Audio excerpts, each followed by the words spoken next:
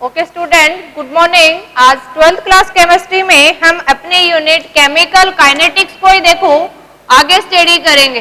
पिछले वीडियो में हमने कुछ न्यूमेरिकल स्टडी किए थे, तो उन न्यूमेरिकल्स को हमने कोशिश किया था हर टाइप्स के एक न्यूमेरिकल्स को सोल्व करने की। फिर भी आपको कोई न्यूमेरिकल्स में प्रॉब्लम हो तो उस टाइप के न्यूमेरिकल्स आपने कमेंट्स करके बताना है हम, और असेसमेंट में आपको प्रोवाइड करेंगे, सोल्व करना है। इसी से रिलेटेड आज हम आगे बात करेंगे। देखो, अब तक हमने रेट ऑफ रिएक्शन से ऑर्डर कैलकुलेट करना सीखा है, और ऑर्डर और रेट लॉ से रिलेटेड हमने न्यूमेरिकल सोल्व किए थे। आज हम नेक्स्ट टॉपिक थोड़ा सा आगे बढ़ते हैं और स्टडी करेंगे मॉलिक्यूलिटी क्या होती है। एक हम ऑर्डर ऑफ रिएक्शन स्टडी करते हैं और आज हम बात करेंगे मॉलिक्यूलिटी ऑफ ए रिएक्शंस। तो अगर हम देखें कि मॉलिक्यूलिटी ऑफ रिएक्शंस क्या होती है, molecularity means number of molecules and reactant के in a balance chemical equations. लेकिन कौन से नंबर ऑफ मॉलिक्यूल्स हमने काउंट करने कि किसी बैलेंस इक्वेशंस में कितने रिएक्टेंट मॉलिक्यूल एक साथ कोलाइड करके प्रोडक्ट दे रहे।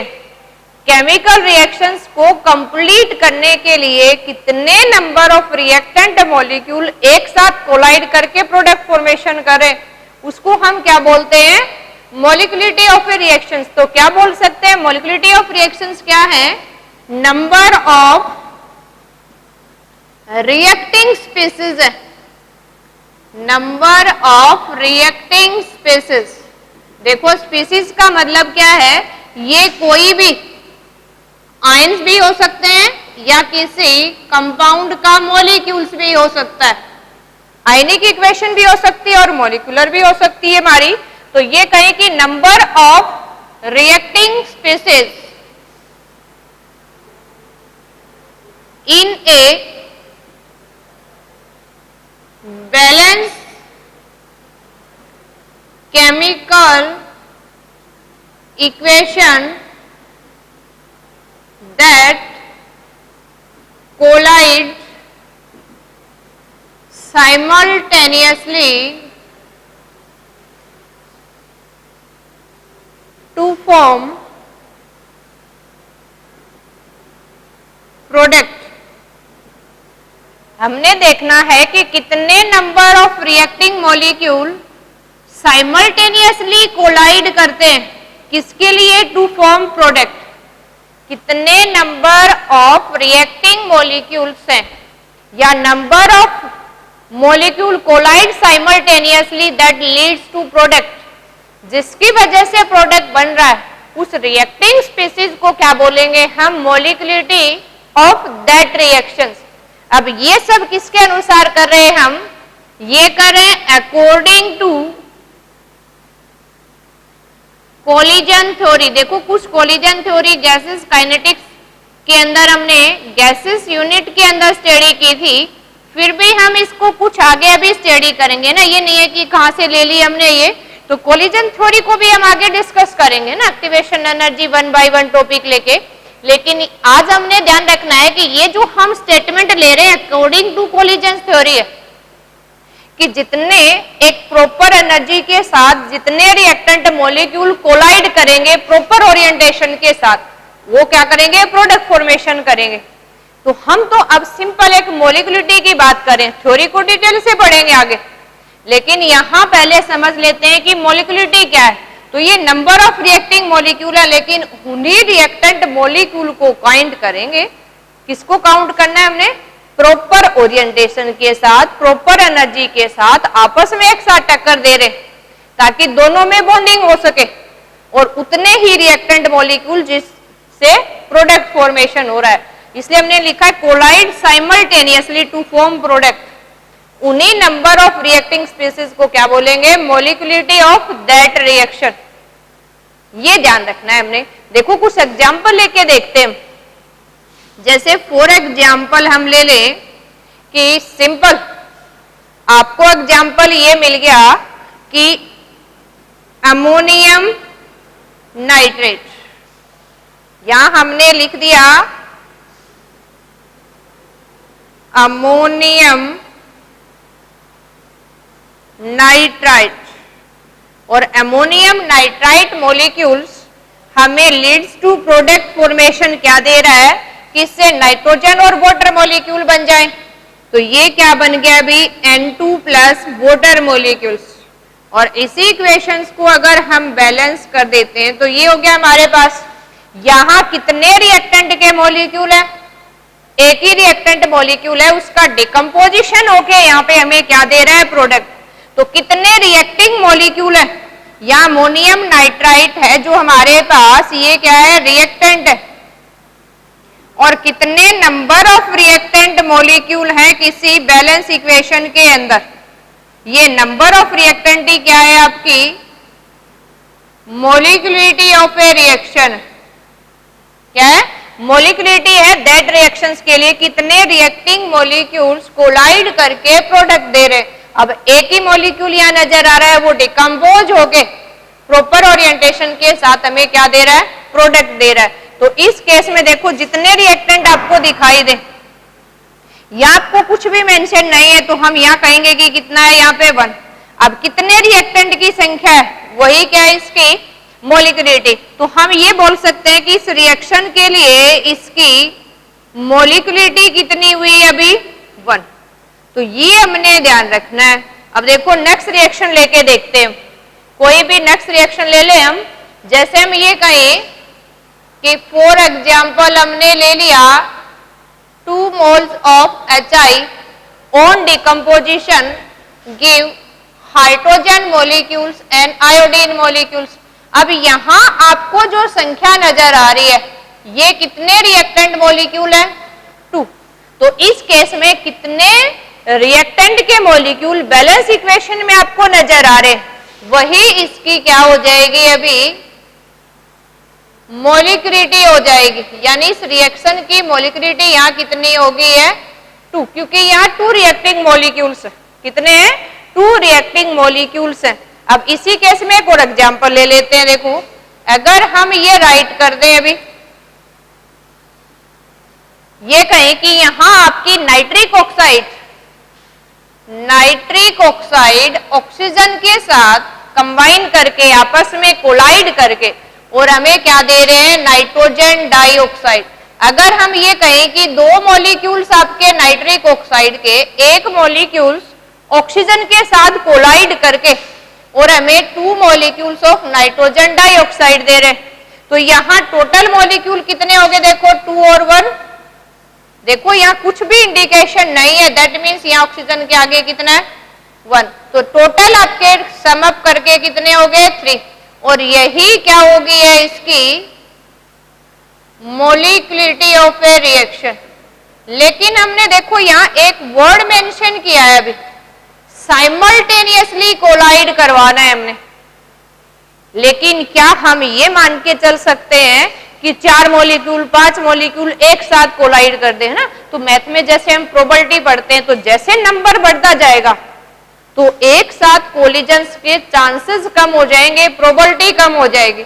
तो जनरली अगर 1 2 3 मॉलिकुलरिटी है तो आपकी एक ही रिएक्शंस को देख के हम फाइंड आउट कर सकते हैं। लेकिन अगर कोई रिएक्शंस हमारे पास ऐसी कॉम्प्लिकेटेड रिएक्शन हो जाए, लेकिन अगर हम ये कहें कि कोई भी हमारे पास ऐसी कॉम्प्लिकेटेड रिएक्शन आ जाए जैसे जिसमें बहुत सारे रिएक्टेंट मॉलिक्यूल हो, जैसे हम अपनी एनसीईआरटी के अनुसार ये एग्जांपल ले लेते हैं। अगर 5 mole of bromide ion react करवा दें हम ब्रोमेट के साथ BrO3 नेगेटिव के साथ, और इसी को रिएक्शन कैरिड आउट करवा रहे हैं एसिडिक मीडियम में और 6 एचाइन, ये आपस में कंबाइन करके और हमें प्रोडक्ट दे रहे हैं। अभी क्या प्रोडक्ट दे रहे हैं देखो, ब्रोमीन और ब्रोमेट दोनों कंबाइन करके एसिडिक मीडियम में हमें क्या दे रहे हैं ये ब्रोमीन मॉलिक्यूल्स एंड वाटर। और इक्वेशन को अगर बैलेंस कर दे तो अपने पास कितने हैं देखो यहाँ 5 और 6, तो कितने हो गए 3 मॉलिक्यूल्स ऑफ ब्रोमीन। अगर हाइड्रोजन को बैलेंस करें हम तो आपके 6 हैं, तो कितने बन गए ये 3। लेकिन हम यहाँ बात करें मॉलिकुलरिटी की, देखो 5 यहाँ कुछ नहीं है, इसका मतलब 1 और ये 6। तो टोटल अगर इस रिएक्शन की आप ये कहें कि मोलिकुलरिटी कितनी है, तो 5 + 1 + 6 ये तो 12 होगी। जो हमारे पास ये कहें कि 12 तो आपकी ये मोलिकुलरिटी तो पॉसिबल नहीं है, क्योंकि हम ये नहीं कह सकते कि 12 आयंस एक साथ प्रॉपर ओरिएंटेशन के साथ कोलाइड करें। इसकी प्रोबेबिलिटी नेग्लिजिबल हो सकती है। क्या हो जाएगी इसकी प्रोबेबिलिटी कि 12 रिएक्टिंग स्पीसीज और साइमल्टेनियसली कोलाइड करें। जो कोलिजन्स की इनकी प्रोबेबिलिटी है, ये प्रोबेबिलिटी नेग्लिजिबल है, इसलिए ये इसकी मोलिकुलरिटी नहीं हो सकती। तो ऐसी कॉम्प्लिकेटेड रिएक्शंस की मोलिकुलरिटी फाइंड आउट करने के लिए हम क्या यूज करते हैं? Mechanism of reactions. क्या फाइंड आउट करते हैं हम? Mechanism of reaction. देखो, अगर कोई रिएक्शंस में 1, 2, 3 मोलिकुलरिटी है, तो उस केस में हम इजीली फाइंड आउट कर सकते हैं बैलेंस इक्वेशन के अनुसार। लेकिन अगर हम बात करें कि कोई भी कॉम्प्लेक्स रिएक्शन है, उसके केस में हमने मोलिकुलरिटी फाइंड आउट करनी हो, तो वो हमारे लिए पॉसिबल नहीं है। ऐसी रिएक्शंस के लिए ये हम ये मान के चलेंगे कि that reaction take place in many step. तो कितने स्टेप में रिएक्शन कंप्लीट हुई, उसी के लिए हम क्या वर्ड यूज करते हैं? मोलिकुलरिटी के लिए मैकेनिज्म ऑफ रिएक्शन स्टडी करेंगे।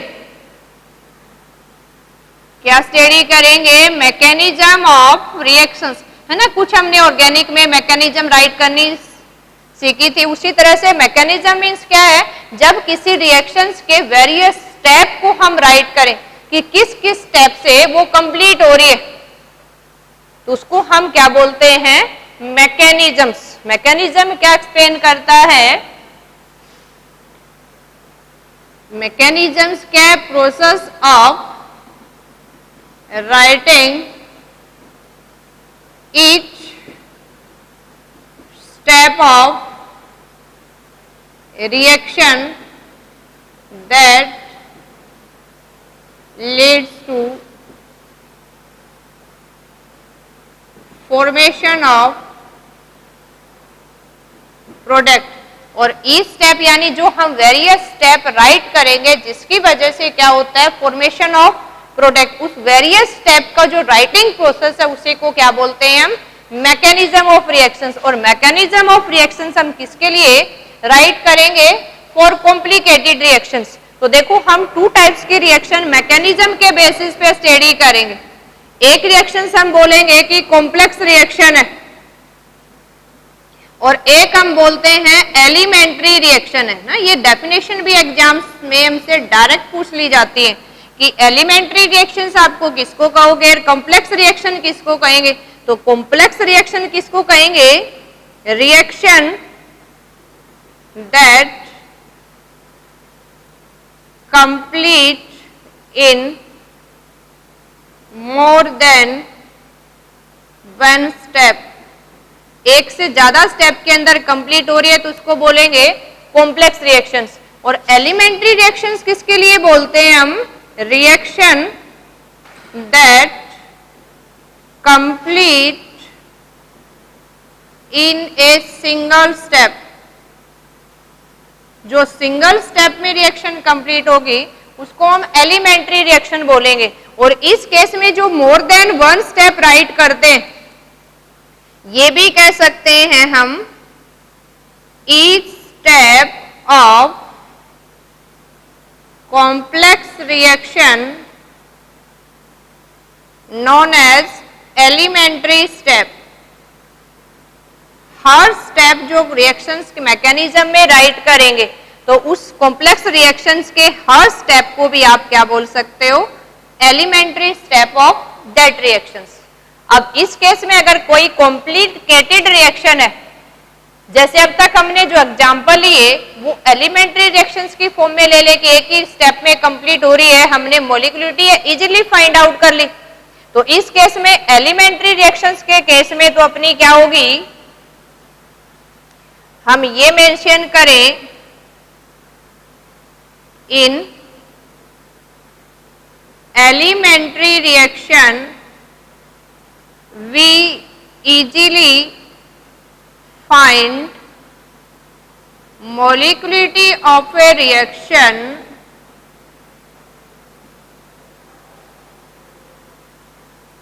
by adding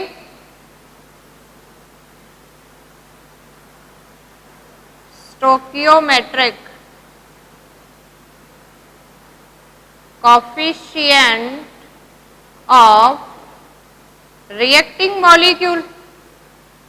किसके? रिएक्टिंग मॉलिक्यूल के स्टोकियोमेट्रिक कोफिशिएंट से हम इजिली क्या फाइंड आउट कर सकते हैं? उस रिएक्शन की मॉलिक्यूलिटी कि रिएक्टेंट में जितने स्टोकियोमेट्रिक कोफिशिएंट है मॉलिक्यूलिटी। इस केस में हम ये कहें कि मॉलिक्यूलिटी 1 2 3 तक तो पॉसिबल है, हायर पॉसिबल क्यों नहीं है? क्योंकि कोलिजन थ्योरी में पढ़ेंगे प्रॉपर ओरिएंटेशन पॉसिबल नहीं है। और इसी केस में अगर हम कॉम्प्लेक्स रिएक्शन के लिए फाइंड आउट करेंगे तो यहां हम राइट करेंगे each elementary reactions have own molecularity. हर स्टेप की अलग से मॉलिक्यूलिटी फाइंड आउट करेंगे हर एलिमेंट्री स्टेप के लिए। और रिएक्शन की फाइंड आउट करेंगे तो क्या करेगा? अगर हमने कॉम्प्लेक्स रिएक्शंस के लिए, देखो एक चीज तो राइट करनी है, हम हर एलिमेंट्री स्टेप के लिए उसकी मॉलिक्यूलिटी फाइंड आउट करेंगे। सेकंड, इसी से रिलेटेड आपने पॉइंट याद रखना है, molecularity of reaction find by slowest step of reaction. जो एलिमेंट्री स्टेप आपका स्लोवेस्ट होगा, ये पॉइंट आपने माइंड में रखना है। हम मैकेनिज्म अभी राइट करने सीखेंगे, देखो राइट करके देखेंगे। किसी रिएक्शंस की मैकेनिज्म आपने रटनी नहीं ऑर्गेनिक की तरह, यहाँ आपने राइट करना नहीं सीखना है। मैकेनिज्म हमें ओन सेल्फ राइट की भी मिलती है, फिर मॉलिक्यूलिटी फाइंड आउट करनी होती है।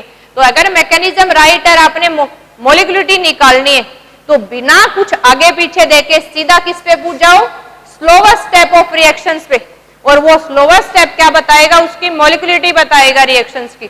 देखो कुछ रिएक्शंस की मैकेनिज्म हम राइट करके देखते हैं ना, कैसे फाइंड आउट करेंगे जी हम?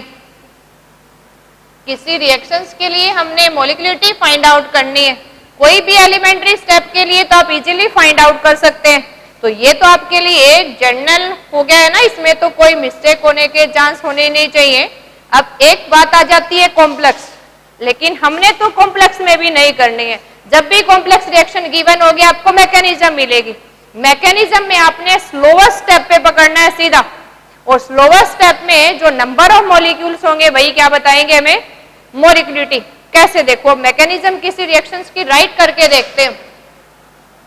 हम फॉर एग्जांपल कोई भी रिएक्शन ले लेते हैं, जैसे हम यहाँ रिएक्शन कंसीडर करते हैं नाइट्रोजन पेंटाऑक्साइड का डिकम्पोजिशन, कि अपने पास एक रिएक्शन है N2O5 और ये डिकम्पोज होके हमें क्या दे रही है? नाइट्रोजन डाइऑक्साइड और ऑक्सीजन। यानी ये हमें दे रही है नाइट्रोजन डाइऑक्साइड एंड ऑक्सीजन। इसी इक्वेशंस को देखो सोल्व आउट करने के लिए हमें रिएक्शंस ये है कि अगर 2 mole of nitrogen pentoxide use करें तो 4 नाइट्रोजन हो गए। ये आपका एक मॉलिक्यूल किसका हो गया? ऑक्सीजन का निकल गया। अब इस रिएक्शंस के लिए हमने मैकेनिज्म राइट करनी है। अब क्या मैकेनिज्म होगी? देखो इसकी मैकेनिज्म ऑफ अगर रिएक्शंस इसकी हमने राइट करनी है ना, मैकेनिज्म्स के लिए आपने कंफ्यूज नहीं होना है, वो हमें ऑन सेल्फ रिटर्न मिलती है। तो क्या पॉसिबिलिटी है कि किस फॉर्म में कि N2O5 NO2 में कन्वर्ट हो रहा है? कौन कौन से स्टेप है? हम मान के चलते हैं कि 2 स्टेप में कंप्लीट हो रहा है। ये फर्स्ट वन स्टेप है कि N2O5 है, ये फर्स्ट चेंज हो रहा है किसके अंदर? 2 आपके मॉलिक्यूल हैं, एक NO2 के अंदर और एक NO3 के अंदर। सेकेंड स्टेप में क्या करता है? जो सेकेंड मॉलिक्यूल है N2O5, एक 2 मॉलिक्यूल गिवन है, एक N2O5 क्या कर रहा है? इस NO3 के साथ रिएक्ट करके और आपको क्या प्रोवाइड कर रहा है? अभी यहां देखो 3 हो गए हैं, तो 3 मॉलिक्यूल्स तो क्या दे दिए इसने, NO2, और एक मॉलिक्यूल्स यहां किसका दे रहा है, ऑक्सीजन को। यहां हमें रिएक्शंस में राइट क्या हुआ मिलेगा कि इस रिएक्शंस का ये स्लो स्टेप है और इस रिएक्शन का ये फास्ट स्टेप है। तो आपने बिना कुछ सोचे सीधा किस स्टेप को पकड़ना है, स्लोवर स्टेप को पकड़ना है। किसको पकड़ना है हमने, स्लोवर स्टेप को पकड़ना है। तो आप इजिली राइट कर सकते हैं कि ये इस रिएक्शंस मैकेनिज्म का स्लोवर स्टेप है, और स्लोवर स्टेप है तो इस रिएक्शंस के लिए आप मोलिकुलरिटी फाइंड आउट कर सकते हो इजीली। और मोलिकुलरिटी कितनी हो जाएगी, यहाँ रिएक्टेंट मॉलिक्यूल कितने नजर आ रहे हैं आपको, 1। तो इस केस में इस रिएक्शंस की अगर हमें मोलिकुलरिटी राइट करनी है तो ये मोलिकुलरिटी कितनी होगी अभी, 1। यानी ऐसी रिएक्शन जिसमें आपको मैकेनिज्म प्रोवाइड कर रखी हो तो हम बैलेंस इक्वेशन को नहीं देखेंगे, उस मैकेनिज्म में हमने स्लोवर स्टेप देखना है, चाहे वो फर्स्ट है, सेकंड, थर्ड, लास्ट है। उस रिएक्शन में जो स्लोवर स्टेप है वही क्या बताएगा, उसकी मोलिकुलरिटी। यहां स्लोवर स्टेप में एक ही मॉलिक्यूल है रिएक्टेंट का, तो यही इस रिएक्शंस की क्या होगी, मोलिकुलरिटी। देखो आपको समझ में आ गया होगा। फिर भी एक एग्जांपल और लेके देखते हैं ना, कोई भी मिस्टेक के चांस नहीं होने चाहिए अभी, क्योंकि ये अपने एग्जाम में आता है। इसी से रिलेटेड हमसे ये कहे कि एक रिएक्शन आपको ये दे दी कि नाइट्रिक ऑक्साइड कार्बन मोनोऑक्साइड के साथ रिएक्ट करके, NO nitric oxide carbon monoxide के साथ रिएक्ट करके, और हमें क्या दे रहा है, देखो यहां ये हमें कार्बन डाइऑक्साइड दे रहा है। क्या दे रहा है हमें, ये कार्बन डाइऑक्साइड दे रहा है। तो अपने रिएक्टेंट और प्रोडक्ट क्या होंगे, तो ये अगर हमें ये मिल जाए कि ये हमें दे रहा है nitrogen dioxide and carbon dioxide. अब इसी के केस में अगर देखो रिएक्शंस देखें हम कि ये नाइट्रिक ऑक्साइड है, कार्बन मोनोऑक्साइड के साथ रिएक्ट करके नाइट्रोजन डाइऑक्साइड और कार्बन डाइऑक्साइड फॉर्मेशन कर रहा है। इसी रिएक्शंस की अगर रेट हमें राइट करनी है, देखो इसको ऑक्सीडाइज करें तो हम ये ले लें कि ये रिड्यूस हो रहा है, ये ऑक्सीडाइज हो गया ना, ये रिएक्शन ले लेते हैं। नाइट्रोजन डाइऑक्साइड खुद नाइट्रोजन डाइऑक्साइड में है और कार्बन मोनोऑक्साइड को किसमें कन्वर्ट कर रहा है, डाइऑक्साइड के अंदर। तो इसी रिएक्शंस के लिए अगर अभी हम राइट करें रेट ऑफ रिएक्शंस, तो अपनी रेट ऑफ रिएक्शंस क्या हो जाएगी, देखो यहां जो अपनी ये रिएक्शंस है NOCO के साथ रिएक्ट करके NO2 और CO बना रहा है। तो इस केस में हमने रेट ऑफ रिएक्शंस राइट करनी है कि कैसे रिएक्शंस ये आपकी कंप्लीट हो रही है।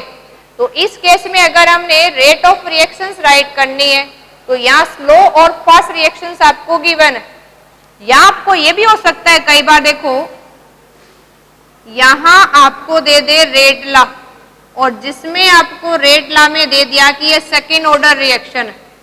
क्या प्रोवाइड दे दिया इसने, ये सेकेंड ऑर्डर रिएक्शन है और इसकी मैकेनिज्म आपको ये प्रोवाइड कर दी अभी।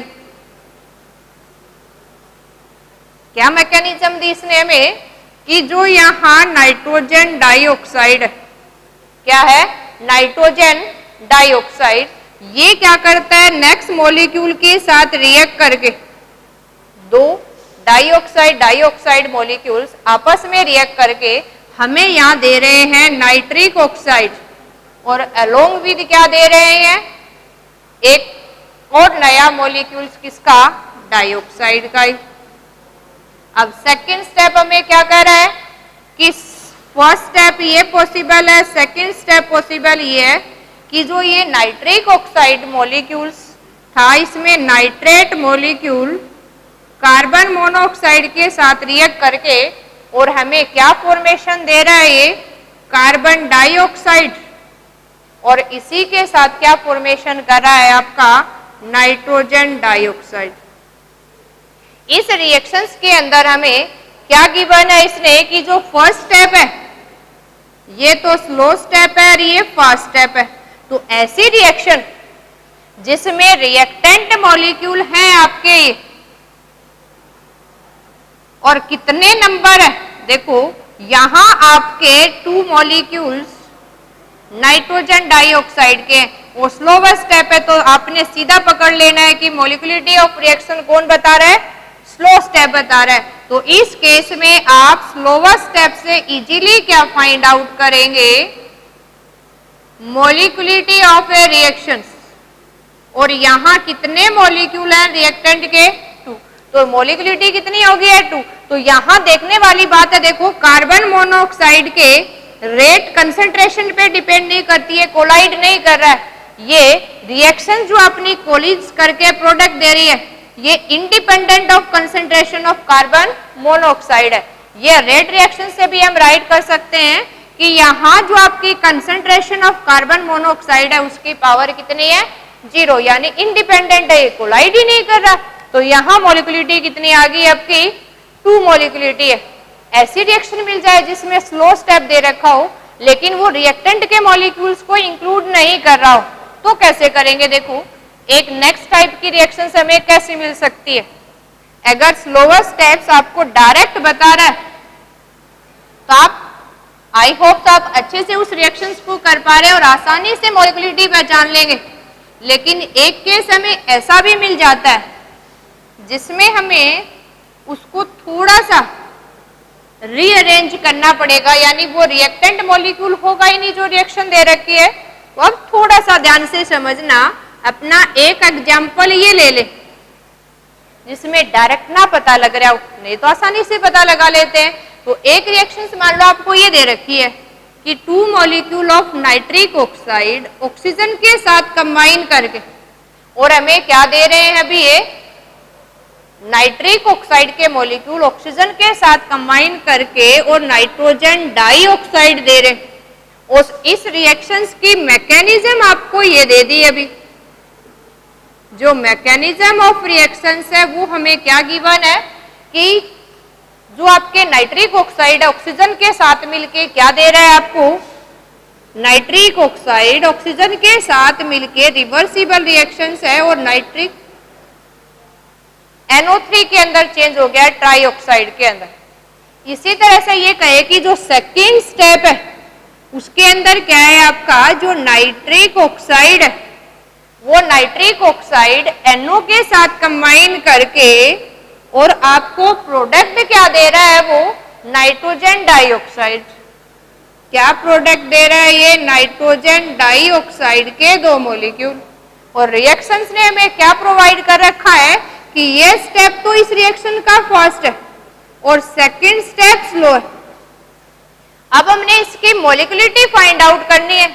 मॉलिक्यूलरिटी फाइंड आउट करने के लिए यहां देखो हम ये देखें कि बैलेंस इक्वेशन में अब ये अपना स्लोवर स्टेप है। अब तक तो हम स्लोवर स्टेप पकड़ते थे जो हमें मॉलिक्यूलरिटी बताता है, लेकिन स्लोवर स्टेप में NO3 मॉलिक्यूलर बैलेंस इक्वेशन में तो है ही नहीं। तो ऐसे केस में हम डायरेक्ट नहीं बताएंगे, ये मॉलिक्यूल तो अपनी रिएक्शन में सो ही नहीं कर रखा, फिर कैसे मॉलिक्यूलरिटी निकालेंगे हम। उस मॉलिक्यूल का बैलेंस इक्वेशन में होना जरूरी है। उस मॉलिक्यूल का जो स्लोवर स्टेप में है बैलेंस इक्वेशन में होना जरूरी है, नहीं है तो उसको कैसे रीअरेंज करके निकालेंगे। फर्स्ट इस रिएक्शंस के लिए देखो हम रेट राइट करते, किसके लिए, इस स्लोवर स्टेप के लिए रेट ऑफ रिएक्शन राइट करें। इसकी रेट डायरेक्टली प्रोपोर्शनल है concentration of NO3 and concentration of NO। Proportionality की जगह हम K1 यूज कर लें कि फर्स्ट रिएक्शन ये है, तो क्या हो जाएगी NO3, इसको सेकंड मानो तो ये K2 मान लेते हैं, ये इसके लिए क्या हो जाएगा K1 प्रोडक्ट, इसके लिए K2। जैसे हम इक्विलिब्रियम में करते थे तो इसका प्रोपोर्शनलिटी कांस्टेंट हो गया और ये क्या हो गया NO। लेकिन हमें तो जो रिएक्टेंट मॉलिक्यूल है वो ही चाहिए। अब आपने देखना है कि इस NO3 की वैल्यू आप किससे ला सकते हैं, फर्स्ट इक्वेशन से। अगर स्लोवर स्टेप में रिएक्टेंट मॉलिक्यूल हो तो डायरेक्ट हम उसको काउंट करके मॉलिक्यूलरिटी बता देते हैं, लेकिन इस लोअर स्टेप में NO3 भी रिएक्टेंट है जो अपनी बैलेंस इक्वेशन में तो था ही नहीं। तो इस केस में रेट ला एक्सप्रेशन राइट करेंगे, रेट ला के अनुसार। अब इस NO3 की वैल्यू हमने फाइंड आउट करनी है, किससे करेंगे, फर्स्ट इक्वेशन से। देखो ये मान ले अपनी फर्स्ट, ये कहें कि अपनी ए इक्वेशन होगी। इस अब हम फाइंड आउट करेंगे फ्रॉम इक्वेशन फर्स्ट। क्या फाइंड आउट करनी है हमने? Value of concentration of NO3। कैसे फाइंड आउट कर सकते हैं? देखो इसका रेट लॉ एक्सप्रेशन राइट करते हैं इस फर्स्ट इक्वेशन के लिए। तो क्या होगा इसका कंसंट्रेशन? अगर कांस्टेंट की वैल्यू राइट करें तो कैसे राइट कर सकते थे हम? रिएक्शन कांस्टेंट, ये K1 किसके बराबर होगा? Concentration of product upon concentration of reactant, जो भी नाइट्रिक ऑक्साइड ऑक्सीजन जो दे रखा है। ओके, यहां हमने रेट कांस्टेंट की वैल्यू लिखी। इक्विलिब्रियम है तो इक्विलिब्रियम कांस्टेंट आ गया इसके लिए। इक्विलिब्रियम कांस्टेंट क्या होता है? Concentration of product upon concentration of reactant. किसी इक्विलिब्रियम रिएक्शंस के लिए हम इक्विलिब्रियम कांस्टेंट राइट कर सकते हैं, और इक्विलिब्रियम कांस्टेंट की वैल्यू क्या होती है? Concentration of product upon concentration of reactant. इस रिएक्शंस में प्रोडक्ट NO3 है, रिएक्टेंट क्या है? NO और O2। तुमने राइट कर दी। अब इस NO3 की वैल्यू रीअरेंज करके निकाल लेते हैं।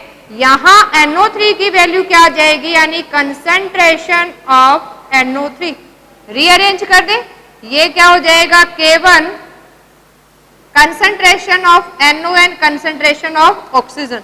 अब देखो यही वैल्यू हमें चाहिए थी। इस B की वैल्यू हम इस A में इसकी जगह पुट कर देंगे तो अपनी इक्वेशन बैलेंस के अनुसार हो जाएगी। तो देखो हमारे पास क्या आ जाएगी इसमें वैल्यू पुट करने के बाद? जो अपनी रेट रिएक्शन हमने राइट की, ये तो आपका K2, ये अब इस NO3 की जगह ये पूरी वैल्यू पुट कर देते हैं अभी। तो क्या हो गया? ये K1 concentration of NO into concentration of oxygen, और पीछे क्या रह गया अपना? NO। तो यहां ये पुट कर देते हैं कंसंट्रेशन ऑफ NO। अब ये दोनों टर्म एक जैसे हैं, और ये आपका दो कांस्टेंट का प्रोडक्ट क्या होता है? कांस्टेंट। तो हम ये मान लें कि late K2 into K1 equal to क्या हो गया? प्रोपोर्शनलिटी कांस्टेंट के। तो इसकी जगह तो हमने राइट कर लिया कि इन दोनों को आपस में एक साथ लिख देते हैं, कंसंट्रेशन ऑफ नाइट्रिक ऑक्साइड की power 2 into concentration of oxygen. तो इसकी वजह से हम इजिली क्या फाइंड आउट कर सकते हैं? मॉलिक्यूलिटी। अब यहां जो पावर है देखो 2 और 1, तो इस केस में यहां मॉलिक्यूलिटी ऑफ रिएक्शंस कितनी है आपकी? 3।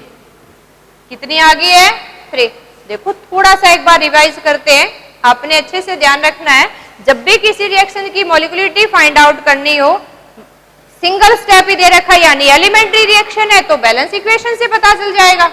लेकिन अगर रिएक्शंस की मैकेनिज्म हमें दे रखी है, उसमें आपने सीधा स्लोवर स्टेप को पकड़ना है और किसी से कोई लेना देना नहीं हमने।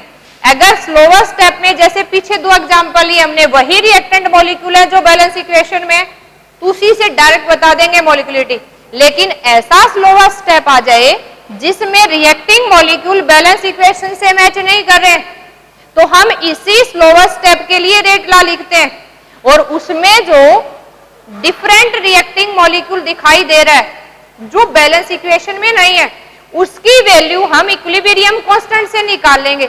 फिर मान लो 2 या 3 जितने स्टेप दे रखे हैं उसमें देखेंगे कि कौन से इस रिएक्टेंट की मॉलिक्यूल्स की कंसंट्रेशन की वैल्यू हमें मिल रही है। या तो थे ही अपने पास 2 स्टेप, तो हमने यहाँ NO3 की वैल्यू निकाली इक्विलिब्रियम कांस्टेंट से। इक्विलिब्रियम कांस्टेंट क्या होता है? Concentration of product upon concentration of reactant. वही राइट किया हमने, इसी को रीअरेंज करके NO3 कंसंट्रेशन की वैल्यू निकाल ली हमने। ये वैल्यू हमने इक्वेशन फर्स्ट में NO3 की जगह पुट कर दी। अब दोनों के दोनों प्रोपोर्शनलिटी कांस्टेंट है तो 1 बना दिया हमने।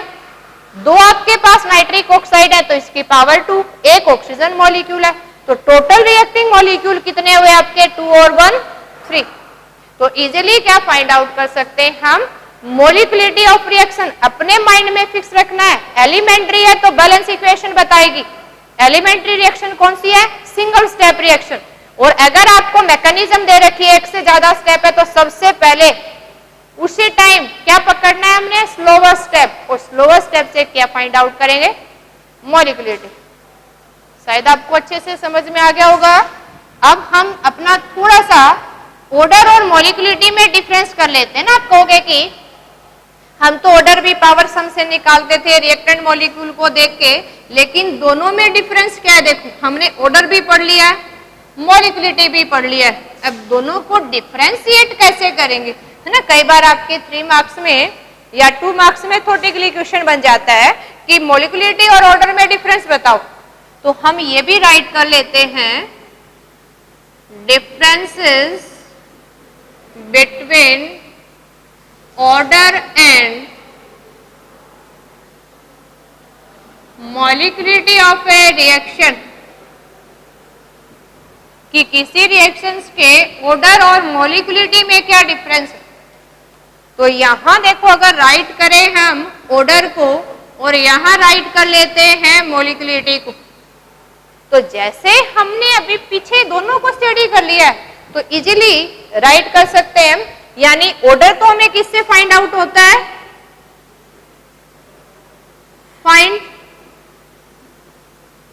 एक्सपेरिमेंटली। इसको कैसे फाइंड आउट कर सकते हैं हम?